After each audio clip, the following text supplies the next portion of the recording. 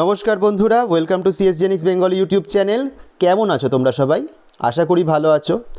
তো বন্ধুরা, আজকে আমরা যে বিষয়টা নিয়ে কথা বলতে তোমাদের কাছে এসেছি সেটা সম্ভবত আমাদের এই ইউটিউব ভিডিওর থাম্বনেল দেখে তোমরা সকলেই বুঝতে পারছো।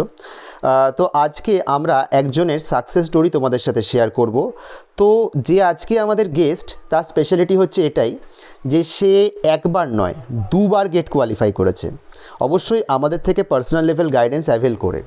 তোমরাও যদি কেউ আমাদের থেকে পার্সোনাল লেভেল গাইডেন্স অ্যাভেল করতে চাও তাহলে আমাদের স্ক্রিনে দেওয়া এই নাম্বারটাতে কন্ট্যাক্ট করে তোমরা ফ্রি ডেমো ক্লাসের জন্য কিন্তু কন্ট্যাক্ট করতে পারো। তো আর সময় নষ্ট করব না, আজকে ডেকে নেব আমাদের আজকে স্পেশাল গেস্ট সৌম্যজিৎ বসাককে, এবং তার থেকে জেনে নেব তার এই গেট ক্র্যাক করার পথে জার্নিটা কীরকম ছিল, স্ট্র্যাটেজি, গুরুত্বপূর্ণ কিছু টিপস আর মোটিভেশন যেগুলো একজন অ্যাসপিরেন্টকে ইন্সপায়ার করতে পারে, এই সব কিছুই কিন্তু আজকে আমরা জেনে নেওয়ার চেষ্টা করব। তাহলে চলো সময় নষ্ট না করে আজকে ওয়েলকাম করি আমাদের আজকের গেস্ট সৌম্যজিৎ বসাককে।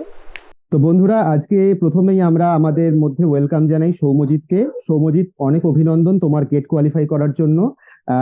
তো সবার প্রথমে আমি আমাদের যারা দর্শক তাদের তরফ থেকে তোমাকে একটা প্রশ্ন করতে চাইবো। এই যে তোমার হায়ার এডুকেশন, এই হায়ার এডুকেশনের মানে একাডেমিক ব্যাকগ্রাউন্ডটা কি ছিল, তুমি যদি একটু বল। প্রথমে আমি ধন্যবাদ জানাতে চাই, অভিনন্দন জানানোর জন্য। আমি গ্রাজুয়েশন কমপ্লিট করি আশুতোষ কলেজ থেকে, বিএসসি অনার্স কম্পিউটার সায়েন্স নিয়ে। তারপরে জিকা পরীক্ষা দিয়ে আমি কল্যাণী গভর্নমেন্ট ইঞ্জিনিয়ারিং কলেজ থেকে এমসিএ পড়ি। পড়ার পর আমি 1 বছর চাকরি, 1 বছর ঠিক না, ওই 11 মাস এরকম সামথিং চাকরি করি। কিন্তু চাকরি খুব একটা যে আমার ভালো লাগছিল তা নয়। তো তারপর আমি চিন্তা ভাবনা করলাম যে আমি একাডেমিক্স কেরিয়ার পার্সিউ করবো। তো আমি সেটাই কন্টিনিউ করব এখন। আচ্ছা, তো মানে এই যে তুমি গেটের প্রিপারেশনটা স্টার্ট করেছো, মানে ডেফিনেটলি একটা প্রিপারেশন নিয়েই তো এটা করতে হয়। তো প্রিপারেশনটা মোটামুটি স্টার্ট করেছিলে কোন সময় থেকে? প্রিপারেশনটা স্টার্ট করেছিলাম 2000, মানে প্রিপারেশনটা কন্টিনিউ আমি করতে পারিনি, সম্ভব হয়নি। তো প্রিপারেশনটা 2019 সালের শেষের দিকে, নভেম্বর কি ডিসেম্বর এরকম সময় স্টার্ট করেছিলাম। স্টার্ট করে 2020-তে যাই সাকসেস পাইনি, কিন্তু 2021 সালে আমি সেই সাকসেসটা পাই। এবং তারপরে আবার অনেকদিনই বন্ধ ছিল প্রিপারেশন, মানে 2020-তে যখন চাকরি পাই তখনও প্রিপারেশনটা বন্ধও ছিল। কিন্তু জিনিসটা তুমি যা পড়িয়েছিলে আমাকে, সেই পড়াটাই আমি বারবার পড়ে যেতাম। চাকরি করলেও সেই জায়গাটা দিনের শেষে এসে সেই পড়াটা বারবার পড়তাম, এবং সেখান থেকে আমি ওই ক্লিয়ার করতে পারি। এবং তারপর আবার 2022 সালে আবার প্রিপারেশন শুরু করাতে আবার 23-এও আমি গেটটা ক্লিয়ার করি। আর তার মাঝে আবার নেটটাও ক্লিয়ার হয়েছে আমার, সেটাও একইভাবে একই প্রিপারেশন নিয়েই আমি নেটটাও ক্লিয়ার করতে পেরেছিলাম। এবার একটা কথা, মানে যেহেতু এই প্রসঙ্গে কথাটা এলো, এই যে তুমি দুবার যে মানে গেটে অ্যাপিয়ার করেছো, মানে গেটে মানে গেট তো একবার ক্লিয়ার হওয়া মানে সেটা তো 3 বছর জন্য তার স্কোর কার্ডটা ভ্যালিড থাকে, আমরা জানি। এই যে তুমি দুবার গেটে অ্যাপিয়ার করেছো, মানে এর পিছনে কারণটা ঠিক কি? দুবার গেটে অ্যাপিয়ার করাতে প্রথমত তো 3 বছর থাকে ভ্যালিডিটি। তার উপর হচ্ছে আমার ভ্যালিডিটিটা শেষ হয়ে আসছে, এবং তারপর আমি একবার এই পরীক্ষাগুলো দিলে একটা কথা হচ্ছে পিএসইউ চাকরির একটা অপরচুনিটি থাকে গেট স্কোর ভালো থাকলে। আর একটা বলতে পারো যে সবসময় পরীক্ষার মধ্যে থাকলে একটা প্রিপারেশন, মানে পরীক্ষার জন্য যে প্রিপারেশন সেই জিনিসটাও থাকতে থাকে।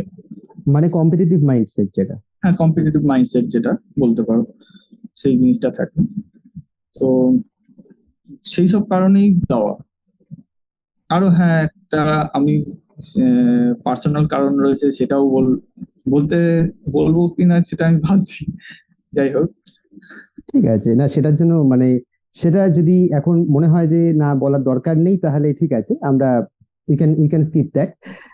এবার যেটা হয় যে এই যে প্রিপারেশনের ব্যাপারটা, এই তো হায়ার, এটা তো পুরোপুরি একটা হায়ার স্টাডি ওরিয়েন্টেড একটা প্রিপারেশন। তো এটা তো মানে শর্ট টার্ম কিছু নয়, একটা লং টার্ম প্রসেসের মধ্যে দিয়ে চলতে হয়। তো যেটা আমার প্রশ্ন যে মানে এই এই পথটা তো অনেক, এটা তো প্রিপারেশনটা তো 2019 থেকে চলছে এবং মানে যথেষ্ট still now প্রায় সাড়ে তিন patience বছরের মতন। হ্যাঁ, মানে 3.5 বছরের মতন তো এটা চলছেই ধরা যায়। তো এই পুরো পথে মানে তুমি কিরকম কি কি ডিফিকাল্টি ফেস করেছো? মানে যা হয়ে থাকে যে অনেক ডিফিকাল্টি হতাশা যেটা হয়, অনেক হচ্ছে, কিছু হয়। হ্যাঁ প্রচুর ফ্রাস্ট্রেশন এসে যায় যে একই জিনিস পড়ে যাচ্ছি ইয়ে করছি, এবং নো ডাউট নেটের সিলেবাসটা অনেক বড়, পুরো হুম। কভার করা মানে আমি যে সবটা জানবো তা পসিবল নয়। আর সব থেকে বড় জিনিস হচ্ছে আমি একটা জিনিস পড়ে একবার পরীক্ষা দিলাম, হুম। দ্বিতীয়বার আমি চিন্তা করব যে আমি যে জিনিসটা পড়েছি তার বাইরে যেগুলো আছে সেগুলো পড়া। এবার আমি হয়তো পড়ছি, পড়তে পড়তে পুরোনো যে পড়াটা সেটা ভুলে যাওয়ার সম্ভাবনা সব থেকে বেশি থাকে। সেই প্র্যাকটিসে পুরোনো না থাকলে পড়াটা, মানে প্র্যাকটিস মানে কি আমি বলতে চাইছি যে যদি আমি নতুন পড়া পড়ছি এবং নতুন পড়াতে ফোকাস করছি, কিন্তু পুরোনো পড়াটা যদি আমি তার সাথে সাথে যদি আমি না রিভাইজ করি, তো সেই জায়গাতে পুরোনো পড়াটা ভুলে যাওয়ার সম্ভাবনাটা সব থেকে বেশি থাকে, এবং তখন আমাদের স্কোরটাও কমে যায়। আমরা পরীক্ষা দিচ্ছি, আমরা জানি যে আমরা ওটা মনে আছে, কিন্তু পরীক্ষা হলে বসে তখন আমরা কিছু কিছু জায়গায় ভুলে যাই সেই হ্যাঁ, জিনিসটা। অবশ্যই। আহ, এইবার মানে এই যে প্রিপারেশন নিতে মানে গেটের তো অনেকগুলো সাবজেক্ট, যদি গেটে ধরি গেটে তো অলমোস্ট 12টা মতন সাবজেক্ট আছে। আমি যদি নেট ধরি নেটে তো অলমোস্ট 21-22টা সাবজেক্ট আমরা যদি গুনি। তো ব্যাপারটা হচ্ছে গেটের প্রিপারেশনটা যখন নিতে হয়, এই গেটের মধ্যে যে সাবজেক্ট গুলো আছে এর মধ্যে সব থেকে কঠিন সাবজেক্ট কোনটা মনে হয়েছে তোমার? আমার জেনারেলি সবসময় কঠিন, সে গেট হোক কি নেট হোক, আমার সবসময় নেটওয়ার্কিংটা কঠিন লাগে। নেটওয়ার্কিংটা যথেষ্ট কঠিন লাগে আমার। আচ্ছা। আর এই যে প্রিপারেশন নিয়েছিলে, এই প্রিপারেশন নেওয়ার সময় কোনো মক টেস্ট বা কিছু তুমি অ্যাভেল করেছিলে? মক টেস্ট বলতে তুমি যেগুলো দিয়ে দিতে সেগুলোই আমি অ্যাটেম্প মানে করতাম। আর খুব বেশি মানে আলাদা করে কিছু আর আমি আলাদা যেহেতু খুব একটা করার আলাদা দরকার করে নেই। আলাদা করে আমি সময়ও পেতাম না, সেটা তুমি জানো, মানে খুব একটা আমি সময় পেতাম না এইসব ইয়ে করার। মানে হুম। আরো বেশি ফোকাস হওয়া উচিত আমার, এত বছর ধরে ইয়েতে রয়েছি বা ইয়েতে, কিন্তু সময় পাই না আমি জিনিসগুলো করার। সেগুলো করলে হয়তো আরো ভালো হতো।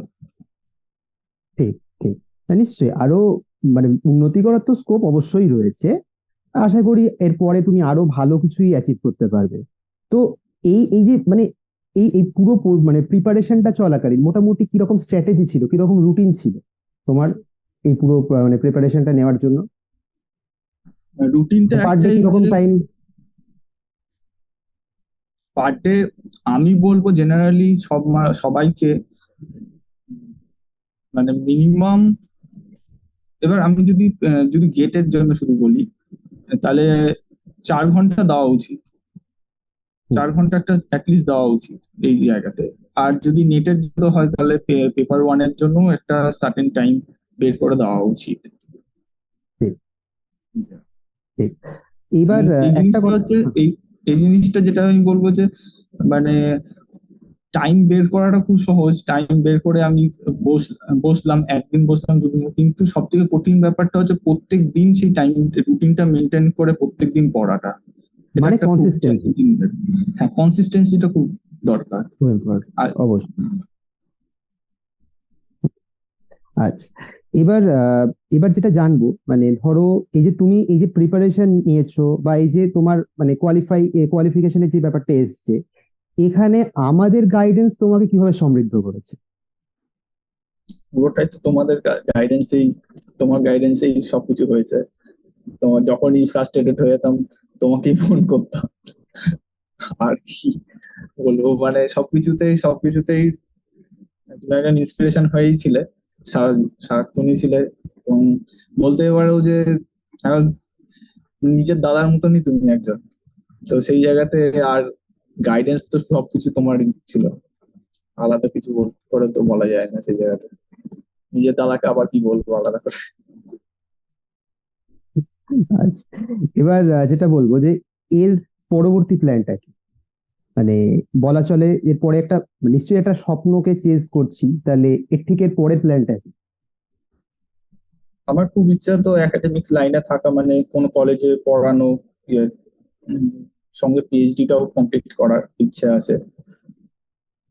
এখন জানি না যে পরিস্থিতি রয়েছে আমাদের এখন একাডেমিক্স মার্কেটে, তো সেই জায়গাতে চাকরিটা খুব দরকার। তো চাকরি অবশ্যই। কথাই আমি ভাবছি এখন। তো চাকরি করার পর তারপর যদি পিএইচডি হয় তো সেই পিএইচডিটা করবোই, অবশ্যই আমি করবো পিএইচডিটা, সেটা সময় সাপেক্ষ। কিন্তু মানে তাই মানে ওই টাইমটা সার্ভাইভ করার জন্য একটা অবশ্যই একটা মানে ফাইন্যান্সিয়াল একটা স্টেবিলিটি তো দরকার অবশ্যই, সেটা অবশ্যই। স্টেবিলিটি, একটা পার্মানেন্ট জব যেটা থাকলে একটা মাথায় চিন্তা থাকে। এবং পিএইচডি করাটা তো মানে এমনি বললাম আর করে দিলাম না, তো মাথাটাও ঠান্ডা থাকা দরকার কাজ করার অবশ্যই। নামানোর। এবং ফাইন্যান্সিয়াল সাপোর্ট থাকলে সেই জায়গাতে অনেকটাই মানুষের, যে কোনো মানুষের, হ্যাঁ শুধু হ্যাঁ হ্যাঁ, অবশ্যই অবশ্যই, কারণ টাকা পয়সা না থাকলে সত্যি কথা বলতে মানে পেট খালি থাকলে মাথা কাজ করবে না, এটা মাথা স্বাভাবিক। কাজ করবে না। এটা অবশ্যই, এটা এটা খুব এটা এটা ভয়ানক একটা রিয়েলিটির কথা। কারণ যতই বলি হাতে টাকা না থাকলে, পেটে খাবার না থাকলে কোনো কাজ হয় না, এটা সত্যি কথা, মেনে নিতে হবে এটা, এটা সত্যি। আচ্ছা, যে জিনিসটা তোমার থেকে মানে বলতে পারি আমরা একদম ইন্টারভিউ এর একদম শেষ পর্যায়ে চলে এসেছি। তো দেখো, এটা নিশ্চয়ই অনেকে দেখবে, তাদের মধ্যে অনেক অ্যাসপিরেন্টরাও থাকবে আশা করছি। তো এই সমস্ত অ্যাসপিরেন্টদের জন্য তুমি কি অ্যাডভাইস দেবে? কারণ আমি যদি বলি একদম স্ক্র্যাচ থেকে শুরু করে এই জায়গাতে আসা, সেটা তুমি করে দেখিয়েছো। তো মানে যারা এটা দেখবে তারাও নিশ্চয়ই মানে ভবিষ্যতে একটা ইন্সপিরেশন পেয়ে তারাও নিশ্চয়ই কিছু করার কথা ভাববে। তাদেরকে কিভাবে এগোতে বলবে, মানে তাদের জন্য কি অ্যাডভাইস থাকবে? তারা যদি প্রথমত হচ্ছে একাডেমিক্স লাইনে আসতে চায় এই মুহূর্তে, তাহলে আমি বলবো প্রচন্ড পেশেন্স লাগবে ফার্স্ট। কারণ হচ্ছে না, আমি ছেড়ে দিলাম হাল। সে আমাদের একাডেমিক্স লাইনে হোক কি গভর্নমেন্ট এক্সাম হোক, সব জায়গাতেই আমাদের পেশেন্সটা খুব ইম্পর্টেন্ট। কারণ এইগুলো একবারে হয় না, এটা হচ্ছে দিনের পর দিন একটা প্রিপারেশন, দিনের পর দিন একটা বলতে পারো সাধনা টাইপের জিনিসটা। হুম। হ্যাঁ, তো সেটা করতে করতে একদিন না একদিন সাকসেস পাওয়া যায়। এবার আর যেটা আমি সবসময় জোর দিচ্ছি যে একবার পরীক্ষা দিলাম, আমি ভালো পারফর্ম করলাম কিছু পার্ট অফ দ্য সাবজেক্টস এর, এবং সেই পার্ট বাদ দিয়ে আমি নতুন পার্ট, তারপরে আমি অবভিয়াসলি আমি চেষ্টা করব যে আমি আর যে পার্টটা হয়ে গেছে সেই পার্টটার বদলে আরো বেশি এক্সটেন্ড করি আমি সিলেবাসটাকে। একবারে পুরো সবকটা পার্ট তো পড়ে পরীক্ষা দেওয়া যায় না, তো সেই জায়গাতে তো তখন আমি যেন পুরোনো পার্ট গুলোকে যেন ইগনোর করে না যাই। তখন আমরা কোনোভাবে যেন হালকা না নিয়ে নিই ওই পুরোনো পার্ট গুলো। তার ফলে কি হয়, আমরা হয়তো মনে করছি যে আমরা ওই জিনিসটা মনে আছে, কিন্তু আমরা যখনই পরীক্ষা হলে বসছি তখনই আমরা ওখানে দেখতে গিয়ে হুট করে কিছু একটা ফর্মুলা বা কোনো একটা জায়গায় ভুলে যাই, এবং সেই জায়গাতেই আমাদের মার্কসটা কমে আসে। মানে মানে সারা বছরের প্রিপারেশন সেটা ওই 3 ঘন্টায় কতটা কনভার্ট করা যাচ্ছে, এটাই হচ্ছে আসল কথা। তো সেই ব্যাপারটা নিয়ে ভাবতে হবে। আর সত্যি কথা বলতে এটা আমার ব্যক্তিগতভাবে অভিজ্ঞতা, কারণ কি আমি যেসব ছাত্রছাত্রীদের পড়িয়েছি, তো অনেকেরই ক্ষেত্রে দেখা গেছে যে এই মানে খুব কাছাকাছি গিয়ে অল্পের জন্য হয়নি। নেটের ক্ষেত্রে এটা সব থেকে বেশি দেখেছি। কারণ আমার পরিচিত ছাত্রছাত্রীরা তারা 2 নাম্বার 4 নাম্বারের জন্য আটকেছে, এটাও আমার চোখে দেখা। খুবই মানে খুবই অবশ্যই খুবই খারাপ লাগে ভাবলে, কিন্তু এটাও পার্ট অফ এক্সাম। এই ধরনের পরীক্ষাতে তো এটা হয়েই থাকে, সেটা অ্যাকসেপ্ট করে নিতেও হবে। যাই হোক সৌম্যজিৎ, অনেক ধন্যবাদ আমাদেরকে সময় দেওয়ার জন্য। আর তোমাকে আবারও অভিনন্দন, তুমি নিশ্চয়ই আরো ভবিষ্যতে এগিয়ে চলবে। আর যারা ইন্টারভিউ দেখছে তারাও নিশ্চয়ই তোমার থেকে অনেকটাই মানে তারা ইন্সপায়ার্ড হবে, এবং ভবিষ্যতে যে কনভেনশনাল যে পাথ আছে তার বাইরে গিয়েও তারা নিশ্চয়ই আশা করি ভাবতে শিখবে। আবারও অভিনন্দন জানাই। আর যে সমস্ত বন্ধুরা আমাদের এই মানে এই পুরো ইন্টারভিউটা দেখলো, আশা করব এটা তাদের জন্য খুব একটা বলতে পারি ইন্সপায়ারিং রিসোর্স হবে। অনেক ধন্যবাদ। চলো, তাহলে আজকের মতন আমরা আমাদের এই ইন্টারভিউ সেশনটাকে শেষ করছি। সকলকে অনেক ধন্যবাদ যারা এই মিটিংটা দেখলো। তাহলে বন্ধুরা, সৌম্যজিতের থেকে আমরা এটা শিখতে পারলাম, সাফল্য কিন্তু একটা শর্টকাট নয়, সাফল্য কিন্তু একটা দীর্ঘমেয়াদী পরিকল্পনা। সৌম্যজিতের মতন তোমরাও সাকসেসফুল হতে পারো যদি একই রকম স্ট্র্যাটেজি এবং ডিসিপ্লিন ফলো করো এবং একইভাবে মোটিভেটেড থাকতে পারো। তোমরা যদি আমাদের থেকে এই প্রিমিয়াম লেভেল গাইডেন্স নিতে ইচ্ছুক হও, তাহলে অবশ্যই আমাদের স্ক্রিনে দেওয়া নাম্বারটায় কল করে ডেমো ক্লাসের জন্য রিকোয়েস্ট করতে পারো। আর সকলকে ধন্যবাদ যারা এই ভিডিওটা দেখলে। খুব তাড়াতাড়ি নতুন কন্টেন্ট নিয়ে আবারও তোমাদের সবার সাথে দেখা হবে। অনেক ধন্যবাদ।